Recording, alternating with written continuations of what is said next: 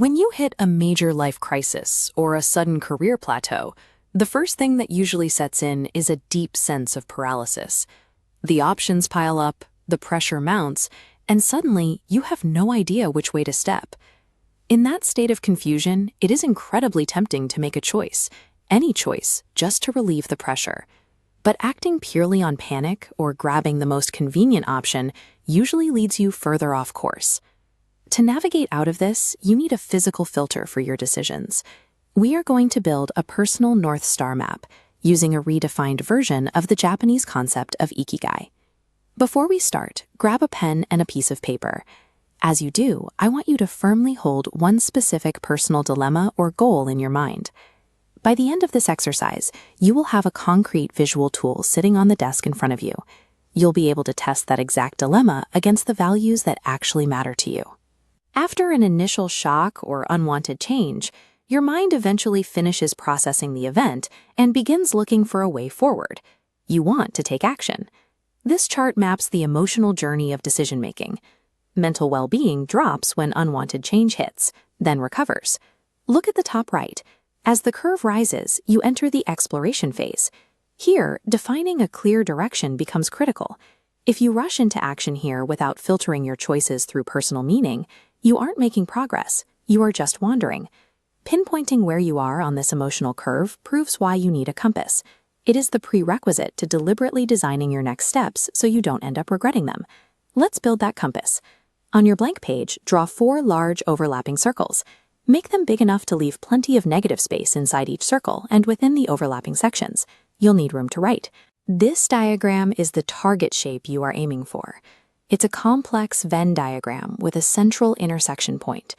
Getting this out of your head and physically onto paper transitions a vague, stressful idea into a concrete instrument you can actually use. Let's fill it in. Top circle, write down the tasks you genuinely love to do. Left circle, list exactly what you are good at. Right circle, outline what the world needs. Bottom circle, write down what can sustain you. This is a crucial distinction. Western models usually label this what you can be paid for, but sustainability goes deeper than a paycheck. It includes your emotional, physical, and financial health over the long haul. A true personal compass does not require you to monetize every single passion. It requires an integrated balance that keeps you moving forward without burning out. Look at the map you just drew. I want you to place a prominent mark exactly where your current job or daily routine falls among these circles. If your mark lands purely in the intersection of what you're good at and what sustains you financially, you have a solid livelihood. It builds your skills, but you will likely notice a lack of deep personal fulfillment. If your mark sits between what you love and what the world needs, you are on a mission. You're making an impact, but that position often lacks the elements to sustain you physically or financially. Certain seasons of your life will require you to prioritize utility, building a foundation of skills and financial security. Moving toward the center of the map is the process of integrating those practical needs with the things that give your life lasting meaning. Honestly identifying your current misalignments on this piece of paper is the first required step to navigating your way inward. To see how this filter works in practice, look at a professional named Adam.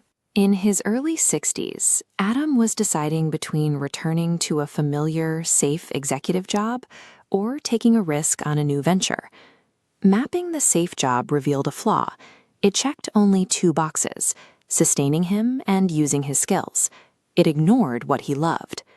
Evaluating the startup role yielded a different result. It hit the dead center of his map, actively checking all 4 boxes. Now, recall that specific dilemma or goal you chose at the start of this exercise. Apply it to your map. If you say yes to this new option, does it move your mark closer to the center, or does it pull you outward into an unsustainable quadrant? Forcing your choices through this visual framework removes the emotional guesswork. It stops the panic and gives you a clear metric for whether a decision actually serves your life. Operating at the center of these circles is a long-term orientation. It shifts as you move through different decades of your life. This map helps you maintain intentional alignment over time, keeping you oriented even when your immediate circumstances are in flux. Take the map you just drew and keep it visible in your workspace or pinned to your wall for the next week.